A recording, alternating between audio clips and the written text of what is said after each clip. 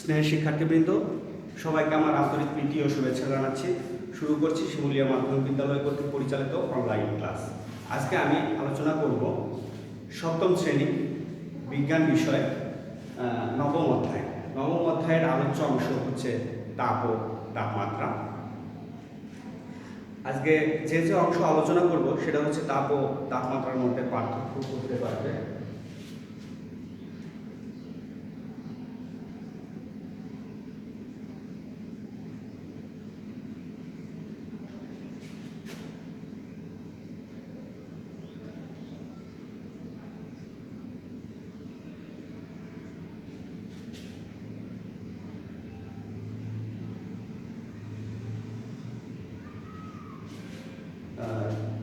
পরেরটি হচ্ছে ফারেনহাইট ও সেলসিয়াস স্কেলের মধ্যে সম্পর্ক স্থাপন করতে পারবে।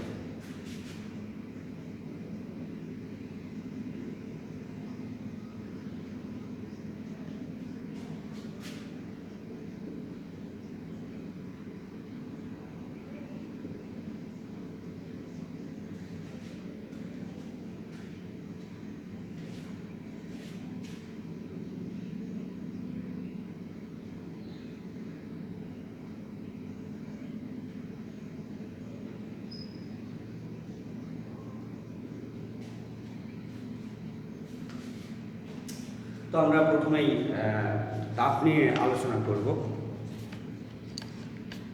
এই মহাবিশ্বে যা কিছু আছে তাদেরকে প্রথমে আমরা দুই ভাগে ভাগ করতে পারি।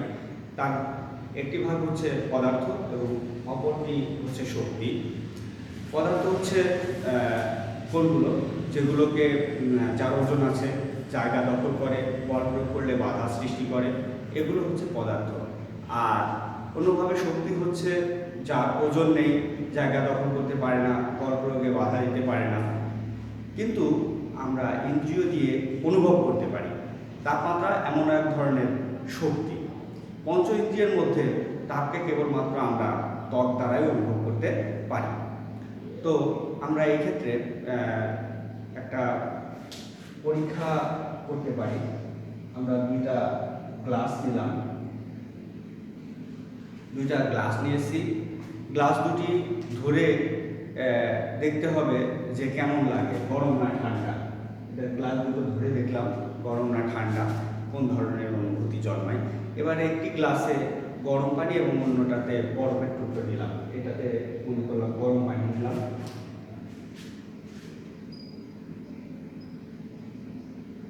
আর এটাতে বরফের টুকরা দিলাম। একটিতে গরম পানি নিলাম আর একটাকে বরফের টুকরা নিলাম। 2 মিনিট অপেক্ষা করি। গ্লাস দুটি থেকে পানি এবং বরফ ফেলে দেওয়া হলো। এবার পালা করে দুটি গ্লাস ধরতে থাকি। তো কোন গ্লাসটি কেমন অনুভূত হবে। প্রথম গ্লাসটি ধরলে মনে হবে গরম লাগছে, দ্বিতীয় গ্লাসটি ধরলে মনে হবে ঠান্ডা লাগছে। কেন গরম লাগলো আর কেন বা ঠান্ডা লাগলো? আমরা বলতে পারি কোনো কিছু ঠান্ডা না গরম, তার পেছনে কী রয়েছে? তার পেছনে রয়েছে তাপ। তাপের কারণে কোনো কিছুকে আমাদের ঠান্ডা বা গরম বোধ করি।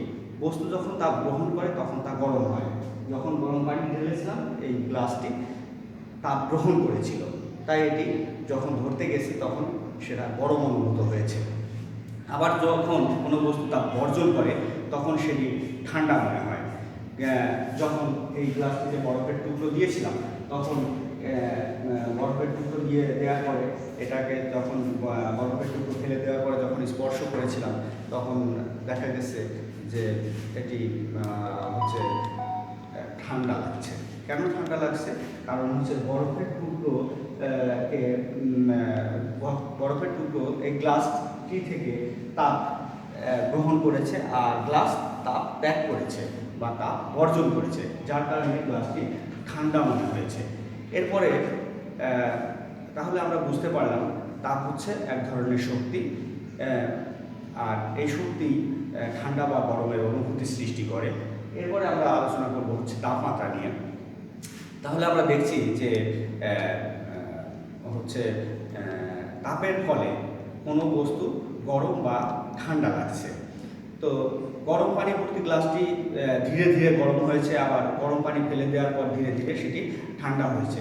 তো এখন এই গরম পানি এই গ্লাসে দেওয়ার কারণে কতটুকু গরম হয়েছে বা বরফের টুকরো এই গ্লাসে দেওয়ার কারণে কতটুকু ঠান্ডা হয়েছে, এই যে গরম বা ঠান্ডা হয়েছে এটা কিন্তু আমরা যখন স্পর্শ করেছি তখন আমরা বুঝতে পেরেছি। যখন গ্লাসটি বেশি গরম হয়েছে তাহলে আমরা তখন বলছি যে এই গ্লাসটির তাপমাত্রা বেশি। যখন এটি বেশি ঠান্ডা হয়েছে তখন আমরা বলেছি যে এর তাপমাত্রা কম। তাপমাত্রা কোনো কিছু তাপীয় অবস্থাকে প্রকাশ করে। তাহলে আমরা তাপ ও তাপমাত্রার সংজ্ঞায় বলতে পারি যে তাপ হচ্ছে এক প্রকার শক্তি যা ঠান্ডা বা গরমের অনুভূতি সৃষ্টি করে, আর তাপমাত্রা হলো মানে কোনো বস্তুর তাপীয় অবস্থা। মানে হচ্ছে তাপমাত্রা হলো কোনো কিছু কতটুকু ঠান্ডা বা গরম লাগছে তা প্রকাশ করার মাত্রাই হচ্ছে তাপমাত্রা। আমরা তাপমাত্রার পরিমাপ নিয়ে আলোচনা করব। তাপমাত্রার মানে আমরা যে দুটো গ্লাসে গরম পানি এবং বরফ নিয়েছিলাম, এতে কোন গরম পানির কারণে গ্লাসটি কতটুকু গরম হয়েছে আর বরফের টুকরো নেওয়ার কারণে গ্লাসটি কতটুকু ঠান্ডা হয়েছে তা কিন্তু আমরা পরিমাপ করিনি। যদি আমরা পরিমাপ করতাম তাহলে আমরা বুঝতে পারতাম যে কতটুকু তাপ কোনটি গ্রহণ করেছে, কোনটি কতটুকু তাপ বর্জন করেছে। তাহলে এই যে কোনো দিন যেমন আমরা সকালবেলা ঘুম থেকে ওঠার পরে দেখি একটু গরম কম লাগছে, কিন্তু দুপুরবেলার দিকে মনে হচ্ছে গরম বেশি লাগছে, কিন্তু কতটুকু তাপমাত্রা বেড়েছে তা কিন্তু আমরা বলতে পারবো না। সঠিকভাবে বলার জন্য আমাদের কী করতে হবে? যন্ত্রের সাহায্য নিতে হবে। তাপমাত্রা পরিমাপের জন্য যে যন্ত্রটি ব্যবহার করা হয় সেই যন্ত্রটির নাম হচ্ছে থার্মোমিটার। থার্মোমিটার ব্যবহার করে আমরা মানুষের শরীরের তাপমাত্রা মাপি, আবহাওয়াবিদগণ বায়ুর তাপমাত্রা মাপে, শিল্প কারখানায় নির্দিষ্ট তাপমাত্রা বজায় রাখতে হয়, সেই জন্য সেখানে থার্মোমিটার ব্যবহার করা হয়। তাপমাত্রার পরিবর্তন হলে তরল পদার্থ আয়তনে বেড়ে যায় বা কমে যায়। তরল পদার্থের আয়তন কতটুকু বাড়ে বা কমে তা মেপে তাপমাত্রা কতটুকু বেড়ে গেল বা কমে গেল তা বের করা হয়। থার্মোমিটারে পারদ, অ্যালকোহল ইত্যাদি তরল ব্যবহার করে তাপমাত্রা মাপা হয়। আমরা একটা থার্মোমিটারের যদি বর্ণনা দিই, পারদ থার্মোমিটার, তাহলে আমরা হয়তো বিষয়টা আর একটু পরিষ্কার হবে, আমরা সেটা বোঝার চেষ্টা করি।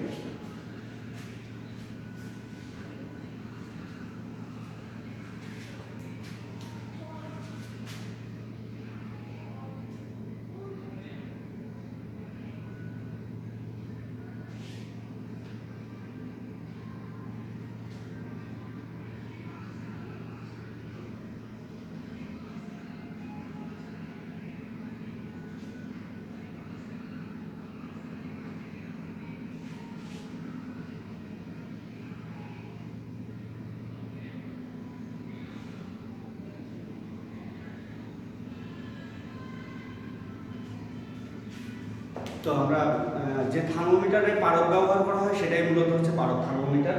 এখানে যে থার্মোমিটারটি আমরা দেখছি, থার্মোমিটারটি মূলত একটি সরু কাঁচের নল এবং নলের মাথায় একটি বাল্ব লাগানো থাকে এবং তার মধ্যে দিয়ে একটি সরু কাঁচের নল প্রবেশ করানো হয়। এই বাল্বের মধ্যে থাকে হচ্ছে পারদ এবং এই কাঁচ নলের গায়ে তার কাটা থাকে। এই পারদ যখন কোনো তাপের সংস্পর্শে আসে তখন পারদটি প্রসারিত হয়, প্রসারিত হয়ে এই সরু নল বেয়ে সামনের দিকে এগিয়ে যেতে থাকে। যখন এই সরু নল বেয়ে সামনের দিকে এগিয়ে যেতে থাকে তখন একটা নির্দিষ্ট জায়গায় যে যখন থেমে যায় তখন আমরা দেখে নিই যে তাপমাত্রা কত রয়েছে। ঠিক এইভাবে আমরা হচ্ছে পারদ থার্মোমিটার ব্যবহার করে ডাক্তাররা জ্বর মেপে দেখেন এবং বিভিন্ন স্থানের তাপমাত্রা মাপা হয় এই থার্মোমিটার দিয়ে।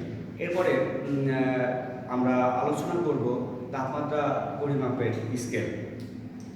তাপমাত্রা পরিমাপের কোনো কিছু পরিমাপের জন্য কোনো নির্দিষ্ট আদর্শ মান ঠিক করে ধরে নেওয়া হয়, তারপর সেই আদর্শ মানের সাথে তুলনা করে নতুন কোনো কিছু পরিমাপ বের করা হয়। তাপমাত্রা পরিমাপের এরকম আদর্শ মান রয়েছে। এক্ষেত্রে দুইটি নির্দিষ্ট তাপমাত্রার ব্যবধানের একটি অংশকে আদর্শ মান ধরে নেওয়া হয়। এই দুটি নির্দিষ্ট তাপমাত্রাকে বলা হয় হচ্ছে স্থিরাঙ্ক। স্থিরাঙ্ক দুইটি স্থিরাঙ্ক হয়ে থাকে, একটা হচ্ছে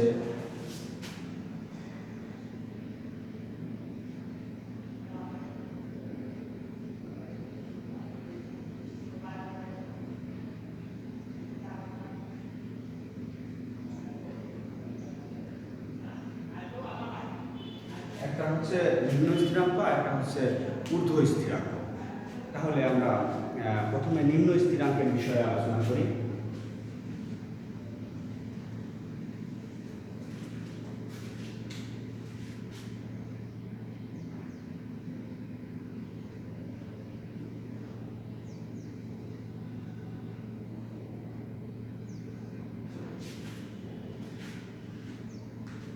স্বাভাবিক চাপে যে তাপমাত্রায় বিশুদ্ধ বরফ গলে পানিতে পরিণত হয় সেই তাপমাত্রাকে হচ্ছে নিম্ন স্থিরাঙ্ক বলা হয়। তাহলে নিম্ন স্থিরাঙ্ক কি?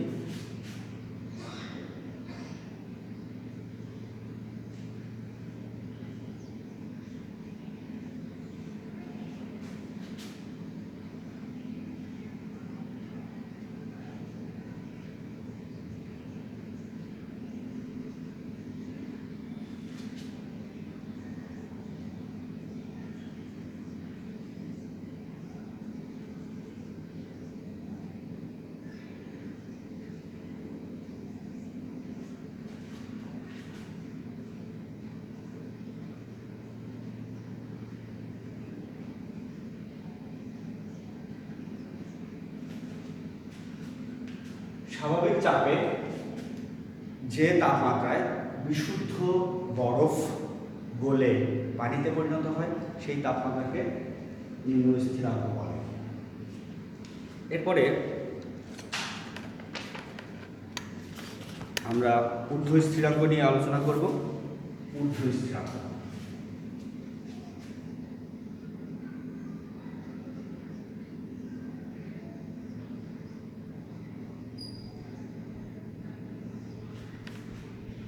ঊর্ধ্ব স্থিরাঙ্ক স্বাভাবিক চাপে যে তাপমাত্রায় বিশুদ্ধ পানি ফুটে বাষ্পে পরিণত হয় সেই তাপমাত্রাকে ঊর্ধ্ব স্থিরাঙ্ক বলে।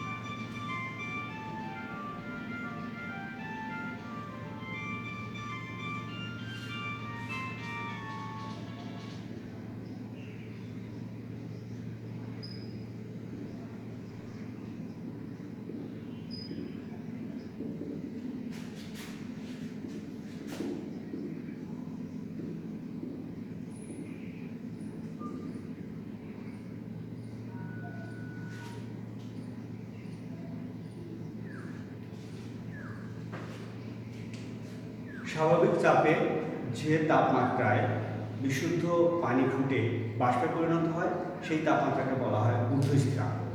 ঊর্ধ্ব ও নিম্ন স্থিরাঙ্কের মধ্যবর্তী ব্যবধানে বিভিন্ন সংখ্যক সমান অংশে ভাগ করা যায়। এই ব্যবধানকে কয়েকটি সমান অংশে ভাগ করা হলে তার ভিত্তিতে বিভিন্ন স্কেল পাওয়া যায়। তাপমাত্রা পরিমাপের দুইটি স্কেল প্রচলিত রয়েছে। সেই দুটি স্কেল হচ্ছে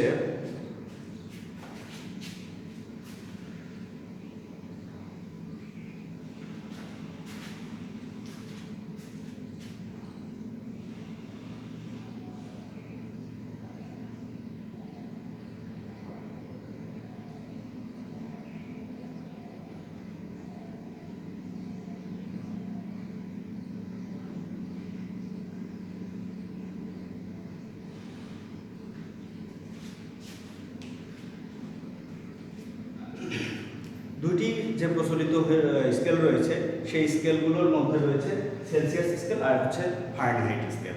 সেলসিয়াস স্কেল, এই স্কেলের নিম্ন স্থিরাঙ্ক 0 ডিগ্রি এবং ঊর্ধ্ব স্থিরাঙ্ক 100 ডিগ্রি ধরা হয়। মধ্যবর্তী ব্যবধানকে সমান 100 ভাগে ভাগ করা হয় এবং প্রত্যেক ভাগকে 1 ডিগ্রি সেলসিয়াস বলা হয়। বিজ্ঞানী সেলসিয়াস এই স্কেল উদ্ভাবন করেন বলে তার নাম অনুসারে এই স্কেলকে সেলসিয়াস স্কেল বলা হয়। বৈজ্ঞানিক কাজে এই স্কেল ব্যবহার করা হয়। তাছাড়া অন্যান্য কাজেও বাংলাদেশ সহ পৃথিবীর বিভিন্ন দেশে এই স্কেল ব্যবহার হয়। যেমন আবহাওয়ার খবরে বলা হয় দিনের সর্বোচ্চ তাপমাত্রা ছিল 32 ডিগ্রি সেলসিয়াস এখন 0 ডিগ্রি থেকে 100 ডিগ্রির মধ্যবর্তী দূরত্বকে 100 ভাগ করা হয়। এর কারণে এই স্কেলকে বলা হয়, অনেক সময় সেন্টিগ্রেড স্কেল বলা হয়। কেননা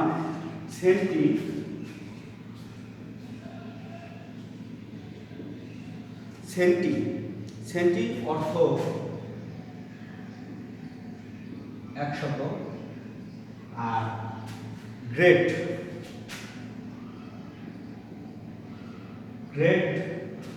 অর্থ ভাগ।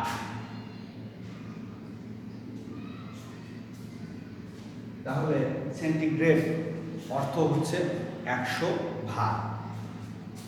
তাহলে আমরা সেন্টিগ্রেড স্কেলটা বুঝতে পারলাম বা সেলসিয়াস স্কেলটা বুঝতে পারলাম। এরপরে আমরা ফারেনহাইট স্কেল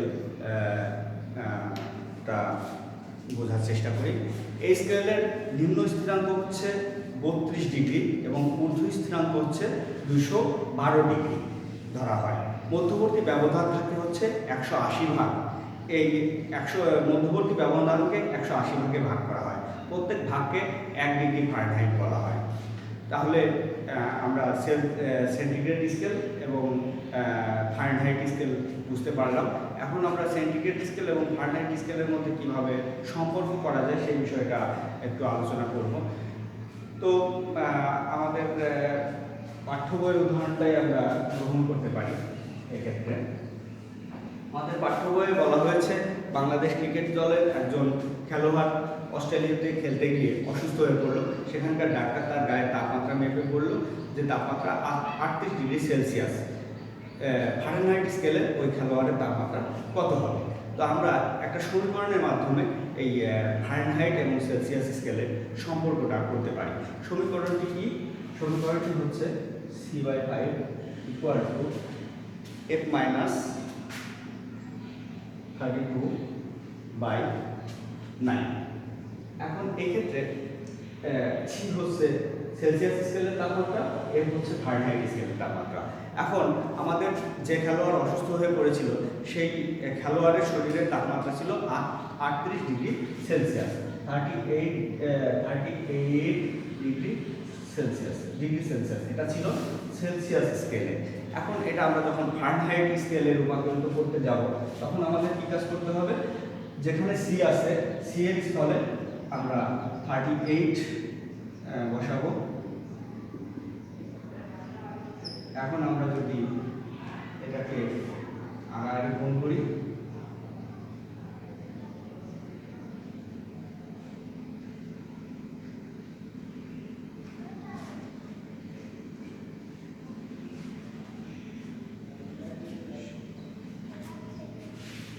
আমরা এখানে আড়াআড়ি গুণ করেছিলাম।